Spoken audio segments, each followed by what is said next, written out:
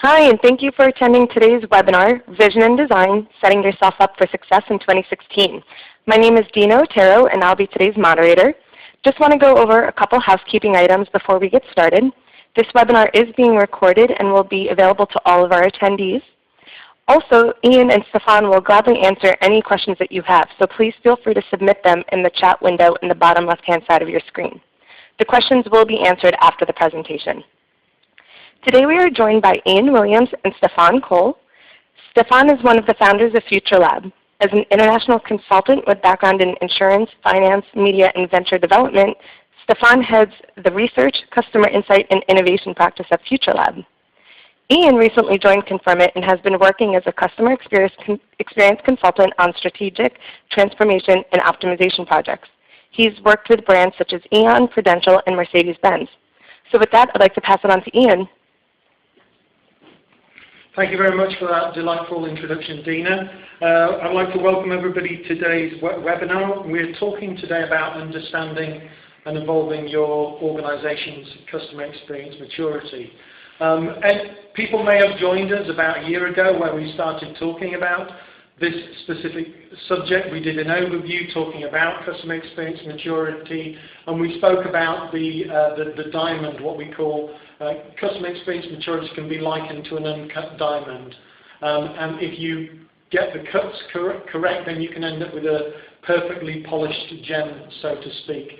There are 5 different elements to customer experience maturity, and today we're going to be focusing in primarily about the first 2 areas, which are vision and design.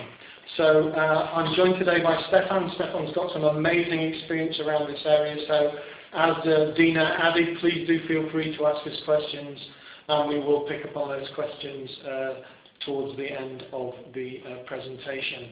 Okay, so I'd like to start, first of all, by talking about getting the balance right. This is an incredible quote that we have here that came from Forrester this year. The number of truly awful customer experiences dropping like a rock. Clearly, that's a good thing. Customer experience is moving forward, it's evolving. However, it can create some problems as well. So if you as an organization are trying to differentiate yourself on the basis of your customer experience, if the number of truly awful experiences is dropping like a rock, then the chances that the massive companies are just becoming more average. It's about hitting a happy medium, about delivering consistency of service, but by delivering that consistency, it's also more difficult for organizations to create a competitive advantage for themselves. Next of all, we can see here a typical quality of service distribution curve.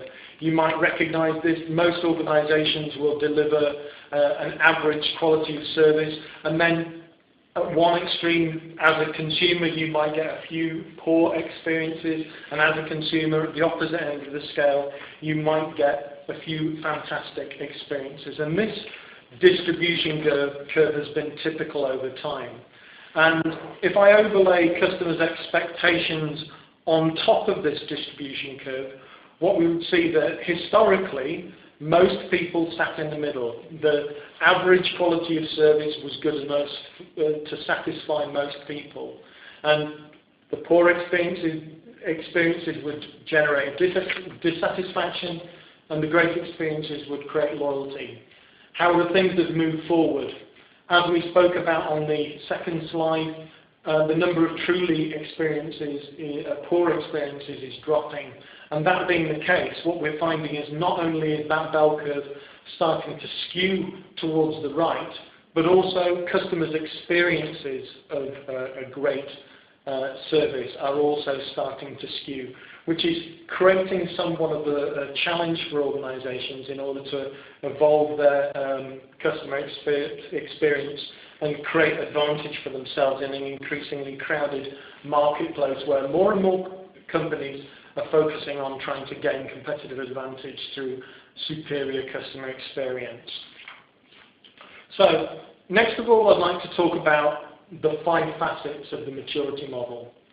So, for anybody who joined us a year ago, you may recognize these 5 facets.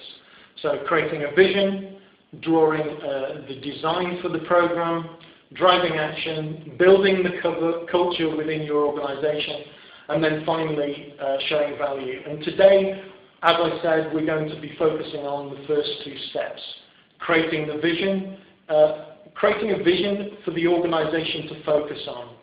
So without a vision, we can't have objectives, we can't have KPIs. We also need to visualize that vision. We have to make it real for the organization through the creation of a customer journey as well. And then finally, the second step rather, the final part of this presentation today is about creating that design, drawing that design, which is all about making the design of your customer experience relevant to both your customers but also your organization as well. So, if we have a look at this model here, you can see the 5 facets of customer experience maturity down the left-hand side. And then this is an example of a typical, what we would call a balanced program. So if we were to go into an organization and assess them on the basis of their customer experience maturity, if they had a balanced program, we would tend to see that those 5 aspects of maturity would be aligned with each other. We would see that as long as those 5 aspects of maturity are not too misaligned with each other, we have a program that is moving at the same rate, and it's likely to maintain its momentum, and it's likely to achieve success moving forward. Right, over to Stefan. Thank you very much, Ian. Let me just reiterate before we go into the whole story. Why do we need these 5 elements? First of all, if we don't have a vision, basically, why would we do this? We need to understand as a company, or we need to have a clear understanding of why are we doing this, what do we try to achieve, who do we need to have on board, and what's the end goal. And we come across this many times in real practice that companies don't have all these ducks in a row, so to speak. Like we had a call center company that had been given the orders from one of their big clients, a well-known online auction house. You have to get us an NPS score. As they didn't have a real understanding why or what they wanted to achieve with it, it led to basically massive chaos. Secondly, we need design. We need to have a clear view of how are we going to achieve all this. Otherwise, you run the risk of having the, oh, let's just do something mentality.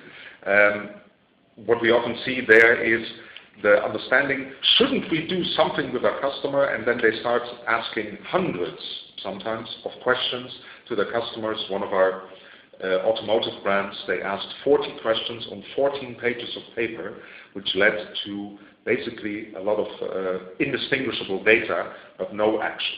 You need a design to clearly understand what are we trying to extract from our customers and what do we want to do with that. Furthermore, we of course need a culture that supports this, and a culture that is about collaboration within the whole company. Otherwise you run the risk of individual departments saying, don't touch me, don't touch my customers. We saw that a lot at Philips in the past, where there was a constant battle between central and individual units because there was no unifying culture. And then finally we need to get to action, because if it all doesn't lead to action, there is no reason to drive any program. If we don't look at how can we actively improve the customer experience based on what we learned, based on the insights we get, and finally, we need to demonstrate the value to the rest of the company. Yeah. Too often, voice to customer programs exist isolated in some corner of the company without actually showing to the rest of the company the value it already generates and how much more it could mean for the rest of the company. Yeah. And if the purse string holders of the organization don't understand the value, then it can mean that an organization can start, but it finds it very, very difficult to sustain unless people within the business really understand the value. Exactly, because if you want to take that vision, that strategy to the next level, at some point you need more budgets, you need more collaboration within the company. That's not going to happen if you don't have the support from the top level. Absolutely. And this example that we're looking at on this slide, which is what I would refer to, I guess, as an unbalanced program. So on the previous slide, we saw a balanced program where all of the different aspects of maturity were aligned with each other. But in this particular example, we see that the vision is misaligned. You've got very little going on in terms of vision, but the design, the acting, the culture, the value are involved. What we find in instances like this is that programs can get up and running, they can start, however they tend to tail off, they tend to die off unless the vision is there, because the vision of what the future customer experience is going to look like underpins, it almost acts as the ethos behind that sets the standard for the delivery of the rest of the program. And it sets an end goal. If we don't have an end goal, a vision, what do we want to achieve? Yeah. No trip, we can start a road trip and just start driving, but we need to know in which direction we should drive. If we don't know where we're going, absolutely. Okay, so today, as I said before, we're going to focus very much on the vision and the design elements of the program. So I'm going to start just now by talking about more specifically around vision. So there are some key factors for failure within customer experience programs that we come across. Conflicting KPIs. So very often you're given a KPI to improve experience, but then there might be another KPI elsewhere within the organization which is telling you to make operational efficiency improvements, and sometimes those KPIs can work against each other, and if you've got KPIs that conflict, then the program is always going to come across problems. But not just conflicting KPIs, but as we said before, a complete lack of vision and strategy with no alignment with organizational objectives and operational KPIs means that we don't end up realizing in practical terms what that vision looks like. Additionally, organizational resistance, which often results from people being unconvinced of the financial case for customer experience. So if people don't see the value, if people don't understand the value that your program is going to add, they're going to be resistant towards it, and that can cause problems as well. And thirdly, silos and lack of communication. People work in isolation from each other in their own little areas of their organisation, not communicating with each other and not showing each other what they're doing and what they're trying to achieve.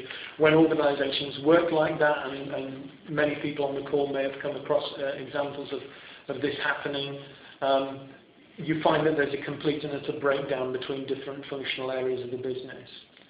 So how do we overcome these key factors of failure? Well, first of all, organisational alignment. So we need to ensure there's alignment between the vision that's set. So of course we need to set the vision, but we need to make sure there's alignment between the vision, objectives, and the KPIs of the organisation. And whereas we spoke about conflicting KPIs, we need to make sure that we have coordinated KPIs, so that people, the various different KPIs of the organisation, the key performance indicators, don't work in opposition to each other. KPIs are absolutely essential because people will act upon KPIs, not what we say, which is why it's so important to drill from the vision to objectives and then down to KPIs. Let me give you a very concrete example. Often the conflicting KPI you have, for instance, in contact centers is on the one hand, yes, some form of customer satisfaction or NPS, but on the other hand, the average call time or first call resolution that pushes the individual agent to reduce the call. I've recently spoke to a lot of call center operators in Germany, and there over half have actually dropped the average call time as a KPI. Yeah. And they've seen that customer satisfaction and NPS and what other measures they have has gone up, and profitability has gone up. Absolutely. So it's often finding the balance between short-term and long-term KPIs. Short-term KPIs always hurt the customer experience. Yes, absolutely.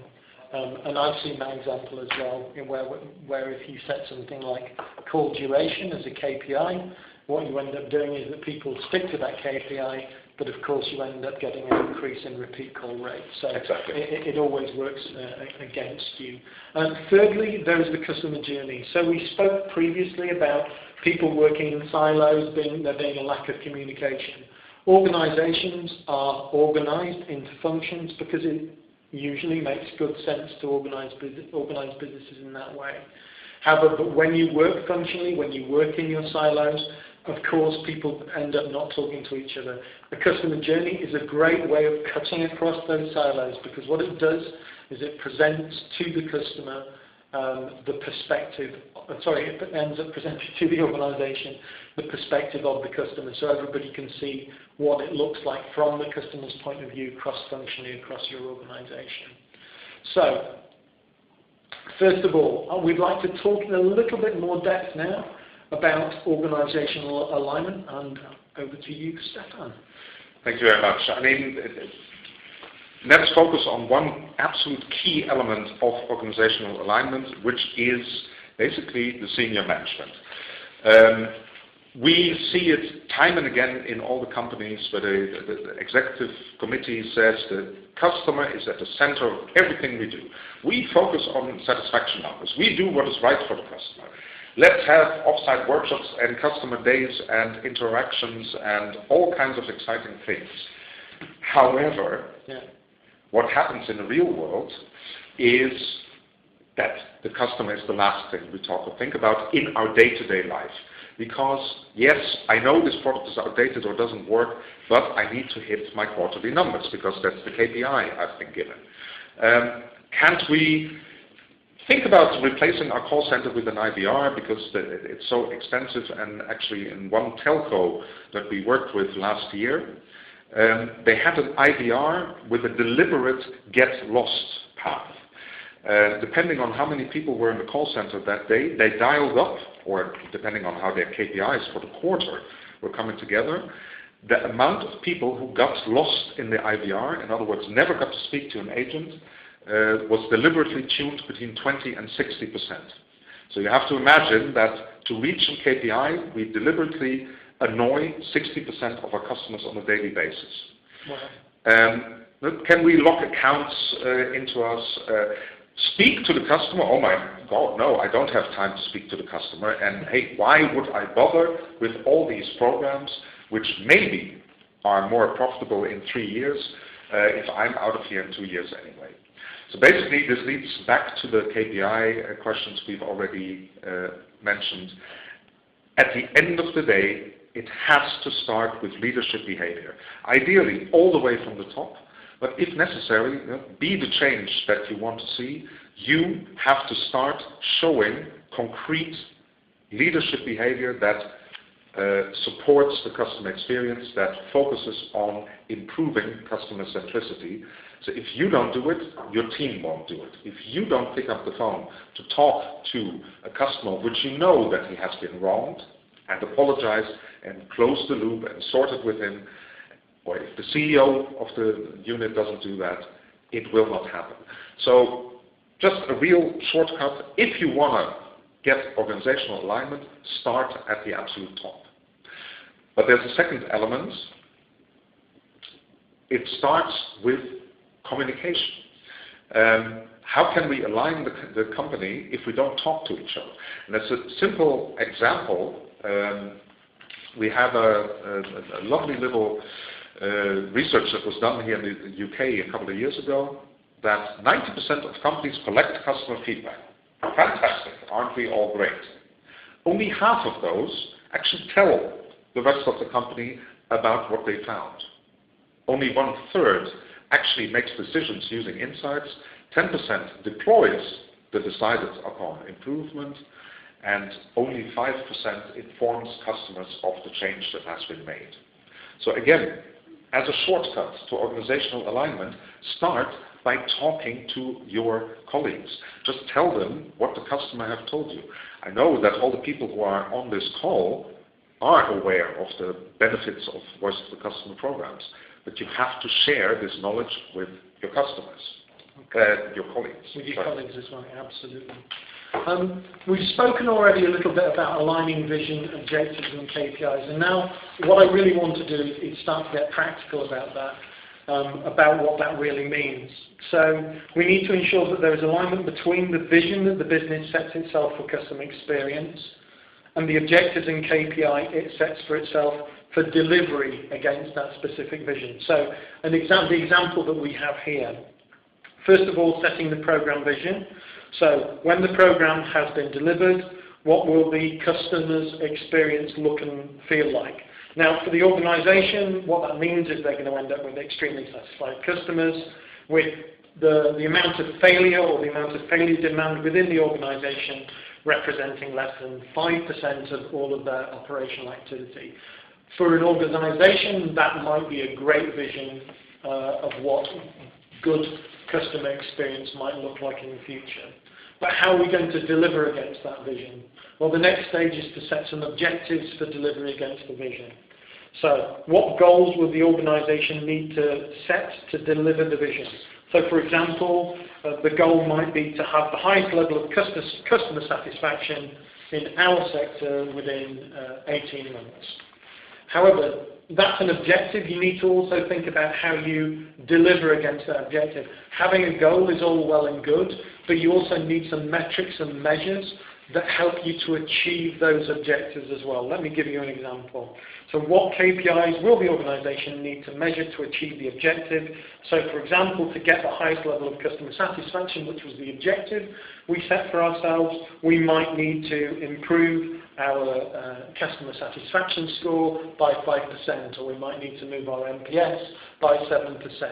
So what it does is it enables you to take the vision that's been set for the future of the customer experience and drill it right down into real, practical, deliverable metrics and measures. Okay. And next of all, we're going to introduce the concept of strategy. Yeah. Again, it's about being very down to earth and down. Let's make sure that we achieve things. And I love to give the example of Columbus. Columbus had a big goal, which was let's get to the Indies over the West.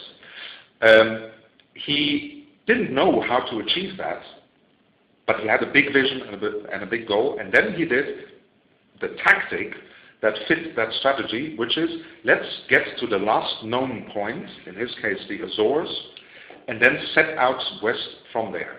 And that's kind of the very down-to-earth approach I would recommend for companies. For instance, start by setting up a customer board across all departments that works together. We've just done that with our automotive customer. Get one person from every department, jointly decide what's the big goal. We want to be the #1 in recommendation in our sector in 2020, and let's take the first step into the unknown. A small, manageable step so that we marry a big strategy with a clear, immediate tactical goal. Okay, thanks, Stefan. So we've brought in the whole idea of strategy and tactics, but what I wanted to do is talk about how strategy and tactics fits in with that whole concept of vision, objectives, and KPIs. So we set the vision at the top, and I can give you an example here. When the program has been delivered, what will the customer experience look and feel like? So when we deliver the program, what can customers expect to experience in the future? And we've spoken about the objectives and the KPIs. What goals will the organization need to set to deliver against the vision? And what metrics will the organization need to track to ascertain whether it's achieving the objective? However, it's the strategy and tactics of your organization filtering down from the vision that help you achieve those objectives. So when you're asking yourself the question, what goals will the organization need to set to deliver the vision from an objectives perspective, you're also going to have to ask yourself, how will we deliver against those objectives? What particular high-level activities or high-level strategies are we going to need to put in place to make sure that we're achieving those objectives? And secondly, from a program KPI perspective, what metrics and measures will we need to track? Well, again, we need to ask ourselves, what tactics are we going to have in place? How will we achieve those KPIs?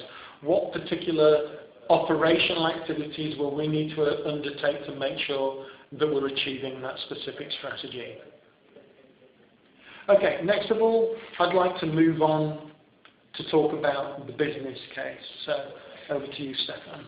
At the end of the day, the greatest strategy in the world is not going to achieve anything unless we have a business case underneath it, because there's going to be that gentleman on Wall Street that says, oh, aren't you lovely with your customer strategy, but what money is it going to make for me?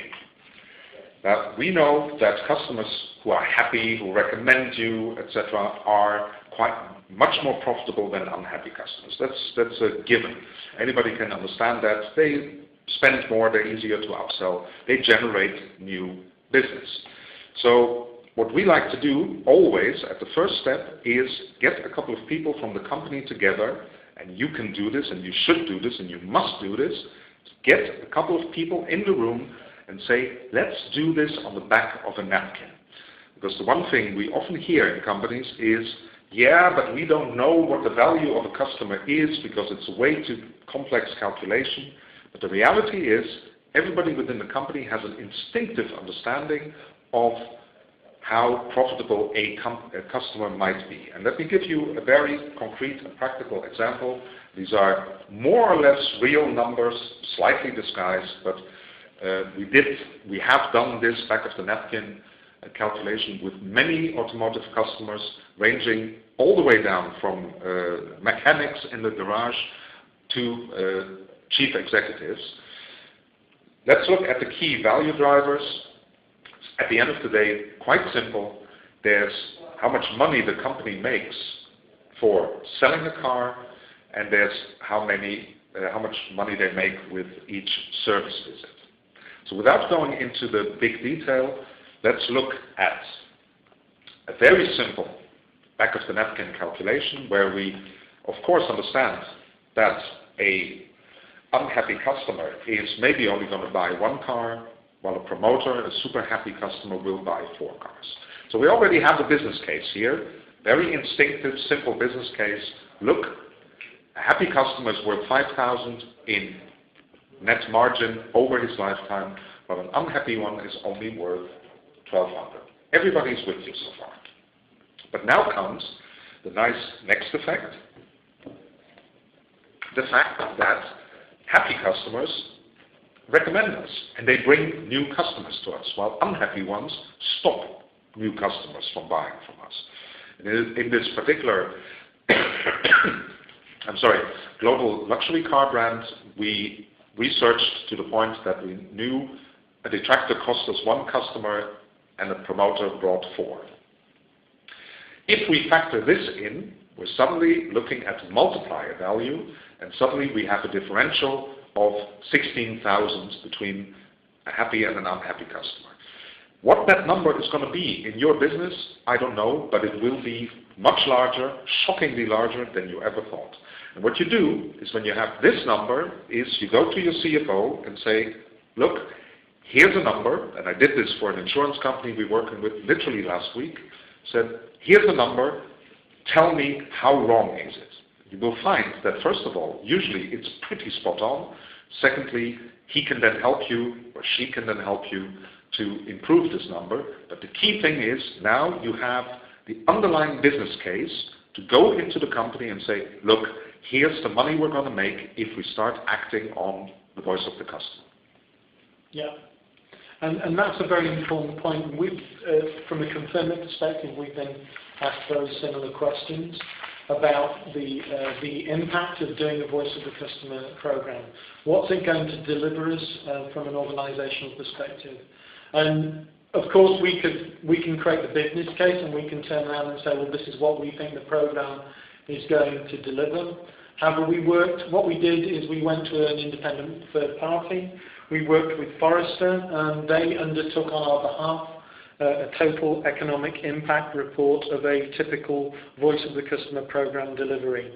And as a result of the study, they assessed the financial, technical, operational, and strategic impacts of a voice of the customer program, and how they impacted the benefits, the top side, as far as the organization was concerned, the costs, the bottom side from an efficiency perspective, and also the flexibility that the organization gained as a result of having a customer experience program. They ran that through their risk model in order to calculate what the return on investment was.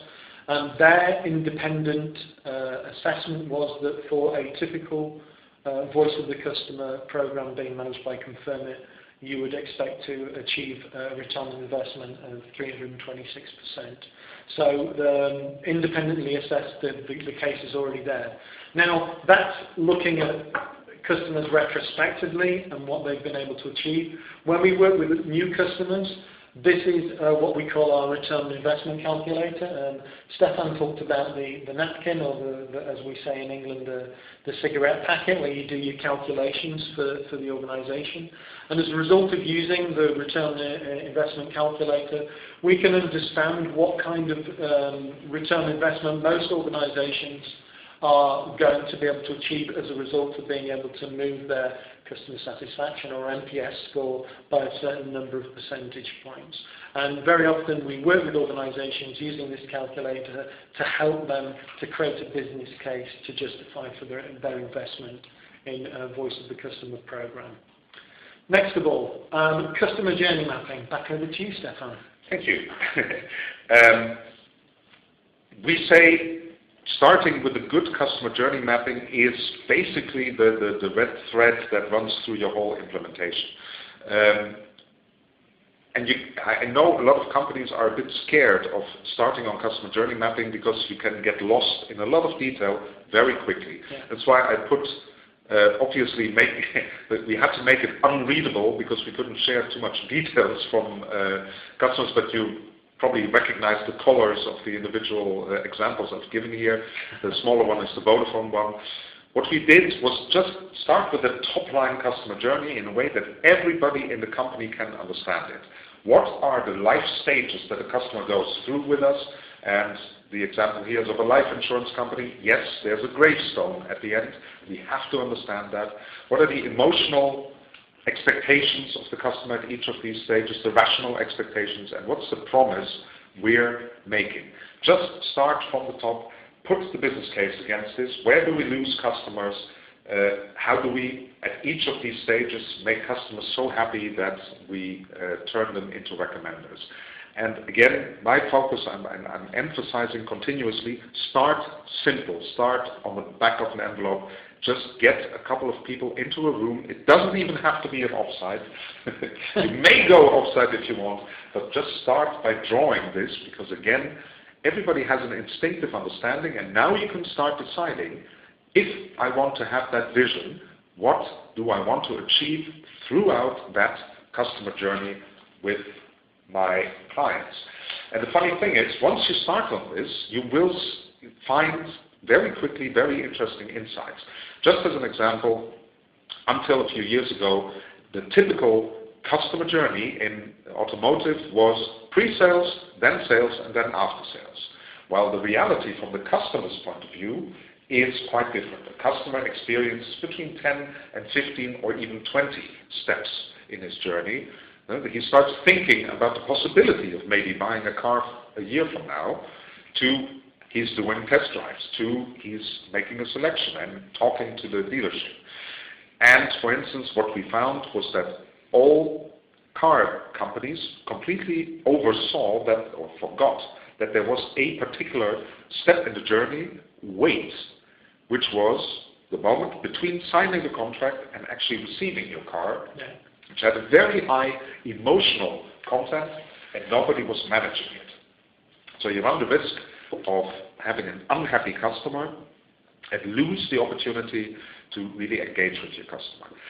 So part of the vision of the strategy has to be understanding the complete customer journey of your customers, and do it from the customer's perspective, not from the company's perspective.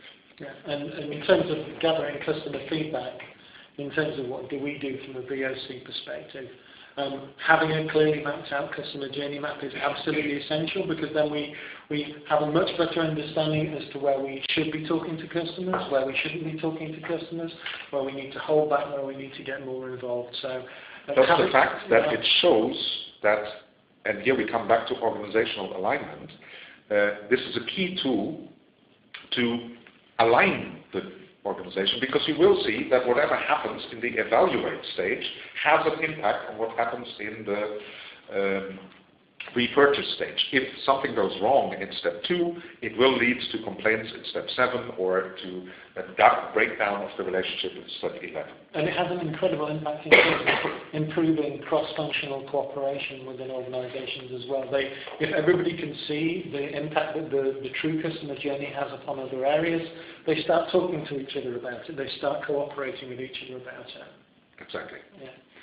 So, next of all, we're going to move on to design, the second part of this presentation. There are fewer slides as far as this is concerned. First of all, we'd like to start by saying, if you think that good design is expensive, you should look at the cost of bad design. I chuckled to myself for quite a while when we found this particular picture of a balcony being put in the wrong place. You don't design something badly, it can affect the whole effectiveness of your customer experience or voice of the customer program. There are two things that we'd like to focus on as far as this is concerned: balancing customer and business and creating a consistent but flexible structure. So, a voice of the customer program, if designed well, is going to be part of the business for some time to come. We've got clients that we've worked with who signed a contract with us and they're now with us for their 10th consecutive year. So a good design is an essential part of creating that longevity. A VoC program is more than just another survey. It's about getting the right questions to the right people, the right touch points at the right time. It needs to integrate your business system. With your business systems, you need to consider a range of touch points across the customer journey that Stefan was talking about earlier, and how they impact on each other. You need to think about getting good quality feedback from the right people without introducing the whole idea of customer fatigue. You ask the wrong questions to the wrong people at the wrong time, it can completely kill your survey activity. You need to think about the order of the questions. Asking the wrong question at the beginning can kill the rest of your survey, for example, and whether anything in your program is going to bias the response. So all of these factors need to really be carefully considered. If I can give, again, just a very simple example. I mentioned that a car company doing 40 questions on 14 pages, their return rate or the response rate was 1%. So nobody wants to do that. We see a lot of companies that say, oh, but we do NPS, but then it's an added-on question, again on the 5th or 6th page, instead of on the first question. Yeah, absolutely. So the order of those questions is absolutely essential to get that right. Right, we're going to talk a little bit more detail now about balancing between the customer and the business. So, in terms of balancing the customer and the business, when we look at designing a program, on one hand we have to think about capturing feedback from customers, and on the other hand we have to think about how we can deliver meaningful insights to the organization. Our aim is to uncover our customers' expectations and support our business in responding appropriately to those expectations. So, of course, we have to achieve that balance of making sure that we ask the right questions to the customers with making sure we get the right information to the business. However, the customers need to set the agenda as to the information that the business needs to hear about. The danger is always that the business says, yeah, we want to know about this, we want to know about this. The businesses can sit down and come up with a list of questions that they say are important in terms of the information they gather from customers. But often that's done in isolation to the customer's requirements. So in terms of achieving that right balance, the first step, exceeding your customer's expectations, is to know what their expectations are. The customer needs to set the agenda as to what is relevant in terms of the questions that are asked, because the output from the questions asked, the relevant questions asked, sets the agenda in terms of the organization moving forward. So from our customer's perspective, we know that expectations are becoming higher and higher, and this also applies to them in terms of asking for feedback. It's too easy just to send out a survey. Everybody is sick of receiving requests for feedback. It seems to be like a daily occurrence that somebody's sending a survey and asking for information. So getting the information right, making sure the questions are absolutely relevant. It's important that we don't end up bombarding the customer. Customers find that everybody wants their view nowadays. I'm thinking over the course of the last week, I don't know how many different surveys I've been asked. I can think of at least 3 certainly. You can feel bombarded by the demand for opinion, just as the child in the picture here has been bombarded during the Colour Festival. A poorly designed survey, one where you don't feel engaged, you don't understand what the organisation is looking for, you don't really feel that anything will change as a result of you providing that information, can result in the customer not completing the survey and potentially not completing any survey. That's what we call customer fatigue. Suddenly, the instant impact can be that they open a survey and before they even look at the questions that are being asked, they immediately close it down. So we know this. We've come across this regularly. We all experience the requests for information about a website we just happen to have visited, or the emails from companies we've may have ordered a small product from. One of the things that annoys me more than anything is where you visit a website and the first thing you get is a pop-up saying, please can you tell me what your experience of the website is. I've only just gone onto the website. How can I tell you what my experience is like? So what's the solution to making sure that we don't bombard the customer? So first of all, we have to make it relevant to the individual. The questions that are asked have to be relevant to the individual. It has to be easy for them to give feedback, so the right channel at the right time. If they're going to provide us with a response, we have to make it as easy as possible for them to do that. And is it engaging? Are they going to lose the will to live before they reach the end of your survey? One example of that is asking 70 questions when in reality there's maybe only 1 or 2 pieces of information of any real value from the organisation's perspective. So we need to keep it real. We talk a lot about journey mapping, but today let's think about the experience of taking the survey itself. Let's put ourselves in the shoes of the customer. How many questions, if you were the customer, how many questions would you really want to be asked? And in addition to not bombarding the customer, we have to make sure that we don't bombard the business as well. The same questions apply. We have to make it relevant, we have to make it easy, and we have to make it engaging. In the same way our customers are being inundated with requests for data, our business users are being inundated with the output of that data. You work in an organisation, you might get 20, 30 different reports that can hit your desk during the course of a week. How do we make sure that we don't add to that noise? It's not about how thick a report we can produce. It's about wowing colleagues on how clever we are with the level of detailed analysis. We need to make sure that we stay relevant. We get the right information to them in order that they can make the relevant decisions they need to at the right time. We need to provide them something with value. So ways that this can be done: you can create a simple dashboard highlighting personal key priorities for change, a timely report that hits your desk just before a team meeting or client service review, and also summary findings embedded within a CRM system. All of those things are nowadays possible with technology. And this is what we call the closed-loop feedback system. It's all about action. So when we talk about making design relevant, it isn't just about the report, it's also about the action that's driven from the data that you're creating from the survey. So what do you want your internal stakeholders to do with the insight? Here we can see 2 levels of closed-loop feedback. So there's a practical individual customer level, but there's also where you get issues that recur again and again that might need root cause analysis to be prioritized for large-scale transformation project activity as well. So if your dashboard, report, alert or message does not have a clear call to action, then we would suggest that you need to rethink that. Finally, consistent but flexible structures. So when we're creating a design, if we look at this example, we see down the left-hand side lots of different ways in which information can be gathered. And across the top, we see lots of different channels and opportunities for us to speak to customers at particular points in time. Having this map in place enables us to see the possibilities of where we collect information from the customer, through which channels, through which specific survey methodologies at which particular point in time. But if we were to ask all of these questions through all of the channels, through all of the different delivery mechanisms, we could end up bombarding the customer as we spoke about before.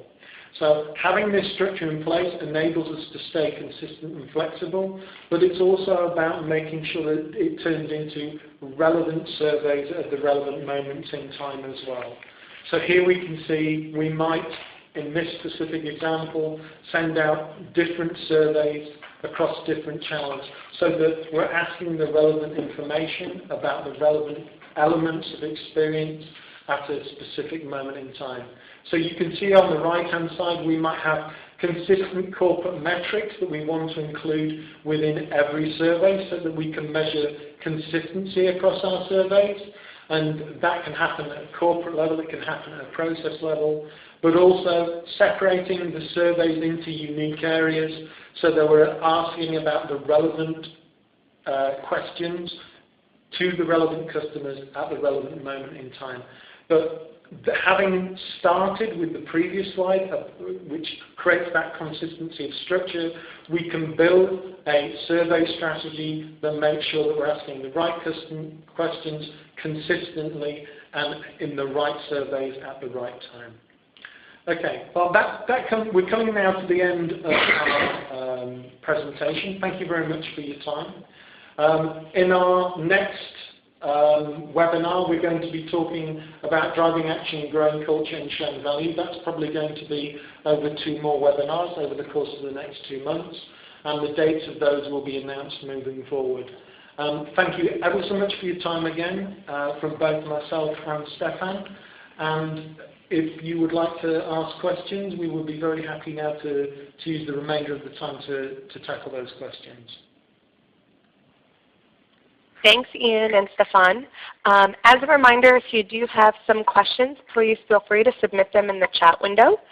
We've had quite a bit come in already, so we'll just dive right into it. But feel free to add some more as we go through the Q&A. Okay, so the first question is, what are the main blockages to a program achieving a good design? Ian and Stefan, I'm not sure if you both want to tackle this. That's up to you. We spoke about design being from 2 different perspectives. Of course, there's designing to make sure that it's relevant from the customer, and there's designing so it's relevant to your colleagues within your organization so they get the right information. But from the design perspective, in terms of looking at what we need to do in terms of getting the design right for customers, we have to make sure that we can get hold of the right data. We need to make sure, as we said before, that we're getting touching customers in terms of questioning them at the right moment in time. So, of course, poor design can end up in customer fatigue, but a lot of it comes down to possibly not having the right data in place. That can be a significant blockage to good design. Not having the right questions, so very often not asking inappropriate questions, using the wrong scales, again, that can provide the wrong information. Choosing the right metrics, so for example, if you want to talk about recommendation at a particular point in time, then it might be about NPS, but don't necessarily use NPS at every single touch point. If it's a particular touch point where the customer emotionally has to go through a lot of effort, it may be more relevant at that specific moment in time to talk about customer effort score. Yeah, I saw that question pass by, whether customer effort score is replacing NPS, for instance, and the answer is very clearly, no, it's not. Yeah. It's a great add-on. The 2 are perfectly compatible. Yeah. The one is more emotional, the other one more rational. So they're perfectly compatible to jointly ask to a customer. Yeah, it's interesting, Stefan, I come across this a lot where people say to me, well, what's the best metric? Is it NPS? Is it CSAT? Is it customer effort score? And there seems to be this obsession with finding the metric that is best to replace all other metrics. I think we're asking the wrong question. That's the wrong question. All metrics have their value, but it's asking the right question at the right moment in time to draw the right information from the customer. There are moments in the journey where the customer has to make a lot of effort. There's moments in the journey where they're overjoyed, and that might be the best time to ask them whether they want to recommend your product or not. So there's no seen that trying to find the one ring that fits them all can only lead to misery. So. Exactly. That sounds like it could come from a film, Stephen. Maybe we should write something. Yeah, maybe we should write a film about that. Yeah. So that's our answer. Any more questions? Yeah, if we have time, we've got quite a bit more questions. We'll be cognizant of people's time, but we'll ask maybe two more. How can VoC efforts compete with other ongoing direct mail efforts? It's difficult not to bombard the customer as we're constantly emailing them about news and events. Well, that is one of the reasons why it's so important to start with the customer journey, because part of the customer journey is defining all the touch points and then have a unified view of the communication that we have with the customer. Yeah. On the one hand, it's the understanding of the individual customer's preferences. Some customers want to be talked to a lot, others do not. On the other hand is, once again, to have a unified and cross-departmental understanding, look, this is the journey that the customer goes through with us, at which points do we want to talk to him, and indeed in a way that we don't bombard him or her, but at the right moment actually engage with them and say, look, now we want to hear from you, talk back to us. The voice of the customer should not be just another survey, it has to be an invitation to a real conversation. We need your input. Yeah, absolutely. And in addition to the customer journey, so that we can align all those different types of conversations, so we're not bombarding the customer. One of the things we're able to do from a technology perspective with the Confirmit system is integrate with organization CRM systems. And then we can use something that we call a panel, which is a particular type of technology, which sets rules about when we should or shouldn't be surveying customers, and it takes into consideration all the other times in which we may be in contact with the customer. So you can set rules that say, if we've contacted them at this particular point in time, then we won't contact them again for another number of weeks. So there are, as well as having a customer journey, which creates that framework for communication, you can also use technology in order to make sure that you're creating rules about not bombarding customers with requests for information as well. Okay. This might be the last question. So do you have any best practices on how employees can gather data from their customers? How employees can get data from their customers. That's an interesting question. When we talk about voice of the customer, we talk about, there are a number of things that we have something that we call a voices model, where we look at there's the voice of the customer, there's the voice of the employee, and there's also something we call voice of the customer experience, which is where we gather information from colleagues within our organization about what the customer's experience has been. In terms of ways in which information can be gathered, clearly we would prefer some kind of unified system so that there can be some sort of consistency in terms of the way in which we're going out and requesting information and having that information coming back to us. Of course, you need customer data in order to be able to achieve that. But in addition to that, of course, there are other ways in which we can interact with our customers. There's account management, there's emails that come into our organization, there's social media listening as well. And these are all technologies that can be integrated into Voice of the Customer platform so that we can gather information from customers from lots and lots of different sources. And the point is, this is why having a good design is crucial, because there is no unified standard for how that information should be gathered. Again, connecting to another question, the difference between B2C and B2B, for instance. Obviously, in the B2B environment, the gathering of the data will be different. The design will be different. at the end of the day, it's all about human interaction. But for instance, in a B2B environment, there's different people in the company that we need to talk to. Sometimes it is appropriate for the account manager to be the conduit for gathering that information, for the employee to gather the data. Sometimes it's specifically not the right person, because that person might be the one who has created a bad experience. Then he or she should not be the one to get the feedback, to gather the feedback. So yes, there are best practices, but it's a short question with a huge, long, it depends answer. The core is, that's why I need to think through the design. Who asks what question at what point in time to whom, to make sure that we have the right process in place. Yeah, and if we don't have that unified planning in place, there is a danger that we could end up asking the same customer for the same piece of information 3 times from 3 independent sources.